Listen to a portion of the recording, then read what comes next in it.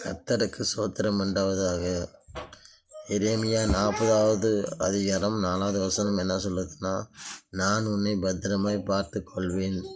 ஆண்டவராகிய இயேசு கிறிஸ்து நமக்காக தூதர்களை அனுப்பி நம்மளை பாதுகாப்பார். அதாவது எந்த ஒரு சுச்சுவேஷன் வந்தாலும், எந்த ஒரு ப்ராப்ளம் வந்தாலும் அவர் நம்மளை கைவிட மாட்டார். அதாவது கடன் பிரச்சனை வந்தாலும் கடன் தொல்லையை அவர் பார்த்து கொள்வார். கல்வி படிப்பில் பிரச்சனை, பிள்ளைகளுக்கு பிரச்சனை இருந்தாலும் அதையும் பார்த்துக்குவார். நோய்வாய்ப்பட்ட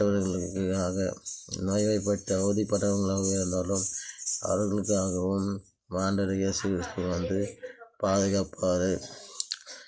அவரை நம்பி நம்ம எதப்பா எனக்கு இந்த பிரச்சனை என்று எண்ணி நம்ம அவர்கிட்ட ஜெபம் பண்ணால், அதாவது முழங்காலிட்டு ஜெபம் பண்ணாலே அவர் எல்லாத்தையும் பார்த்து கொள்வார். அதுதான் இந்த வசனத்தில் சொல்லுது, நான் உன்னை பத்திரமாய் பார்த்து கொள்வேன்.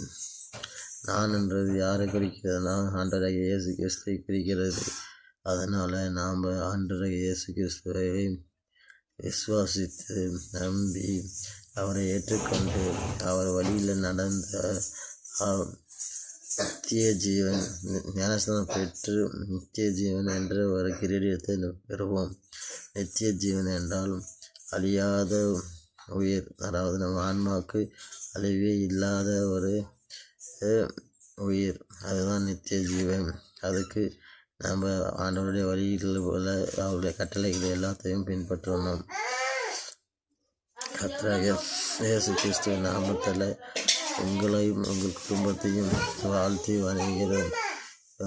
பிதா குமாரன் பரிசுத்த ஆவியினாலே இயேசு நாமத்தில் ஜெபிக்கிறேன். என் ஜீவனுள்ள நல்ல பிதாவே, ஆமேன். மறக்காமல் லைக் பண்ணுங்கள், கமெண்ட் பண்ணுங்கள், ஷேர் பண்ணுங்கள், சப்ஸ்கிரைப் பண்ணுங்கள். நீங்கள் பண்ணுற ஒவ்வொரு சப்ஸ்கிரைப்னாலும் தான் அடுத்தடுத்து வீடியோ போடுறதுக்கும் மேலும் யூஸர் அதிகமாக வர்றதுக்கும் எனக்கு யூஸ்ஃபுல்லாக இருக்கும். கொடுக்குற செய்தி உங்களுக்கு கண்டிப்பாக ஆண்டவராகிய இயேசு கிறிஸ்துவினுடைய ஆதரவு கிடைக்கும். உங்களையும் உங்கள் குடும்பத்தையும் ஆண்டவராகிய இயேசு கிறிஸ்து கண்டிப்பாக நல்லபடியாக வச்சுப்பார். ஆமென். அல்லேலூயா.